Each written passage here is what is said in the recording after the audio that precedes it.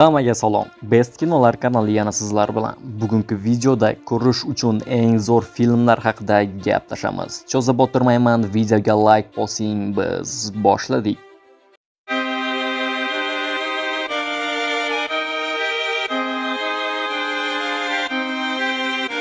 Topimizning 5-o'rnida birinchi o'yinga tayyor. Film janri fantastika, sarguzasht, jangari janrda bo'ladi. Syujet haqida qisqacha ma'lumot beraman. 2045-yilda haqiqiy dunyo inqirozga yuz tutadi. Odamlar hayotdagi muammolardan qochish uchun Oasis deb nomlangan ulkan virtual olamga kirishadi. Bu yerda istalgan qahramonga aylanish, poyga o'ynash, jang qilish va cheksiz sarguzashtlar bo'ladi.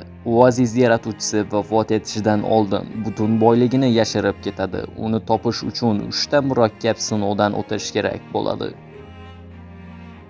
Yosh yigit Wade Watts bu musobaqaga qo'shiladi va dunyodagi eng yirik kompaniya bilan kurash boshlanadi. Bu film nima uchun ko'rishga arziydi? Juda zo'r kompyuter grafikasi va vizual effektlar, mashhur filmlar va o'yinlarga judayam ko'p ishoralar bor.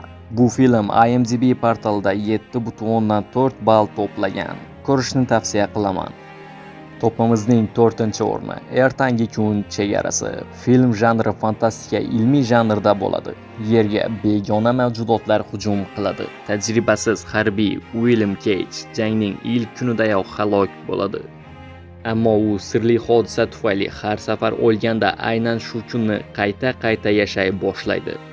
Har bir qayta urushda u jang qilishni o'rganadi va afsonaviy jangchi Rita bilan birga insoniyatni qutqarish uchun yo'l izlaydi. Jang sahnalari ajoyib ishlangan, syujet oxirgacha zeriktirmaydi. Har safar yangi voqealar sodir bo'ladi. Bu film IMDb portalida 7.9 ball to'plagan. Topimizning 3-o'rni Men afsonaman. Film janri fantastika, triller janrda bo'ladi. Xavfli virus insoniyatni deyarli barchasini yo'q qiladi. Olim Robert Neville Nyu-Yorkda tirik qolgan yagona odam bo'lib qoladi. Kunduzi u davo izlaydi, kechasi esa virus yuqtirgan dahshatli mavjudotlardan yashirinadi. Uning yagona do'sti esa iti Sam. Nima uchun bu filmni ko'rish kerak? Will Smithning ajoyib ijrosi, juda ta'sirli atmosfera, hayajon va dramatik sahnalar ko'p. Kutilmagan yakun. Bu film IMDb portalida 7.2 ball to'plagan. Topimizning 2-o'rni Avatar filmi. Film janri fantastika, sarguzasht janrda bo'ladi. Sobiq dengiz piyodasi Jake Sully Pandora sayyorasiga yuboriladi. U avatar tanasi orqali mahalliy Navi xalqi orasiga kiradi.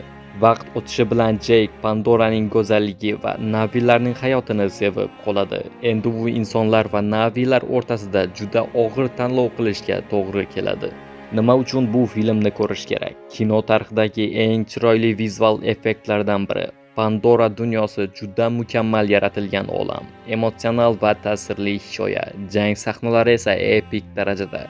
Bu film IMDb portalida 7.9 ball olgan.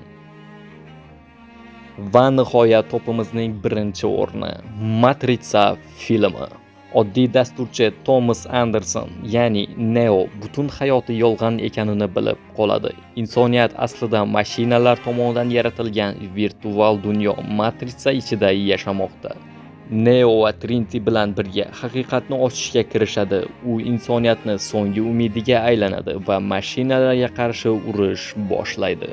Film haqiqat va yolg'on, erkinlik va taqdir haqida chuqur g'oyalarni ajoyib jang sahnalari bilan uyg'unlashtiradi. Bu filmga nima uchun 1-o'rinni berdim? Fantastika tarixidagi eng zo'r film, mashhur bullet time effektini dunyoga tanitgan. Juda kuchli syujet va falsafiy mazmun, ko'p filmlarga ilhom bergan afsonaviy asar. Bu film IMDb portalida 8.7 ball to'plagan. Bu 5 ta film fantastika janridagi eng esda qolarli va ko'rishga arziydigan filmlar qatorasiga kiradi. Bugungi videomiz shulardan iborat edi. Agar topimiz sizga yoqqan bo'lsa, kanalga obuna bo'lib, videoga bir dona like bosishni unutmang. Keyingi videomizda ko'rishguncha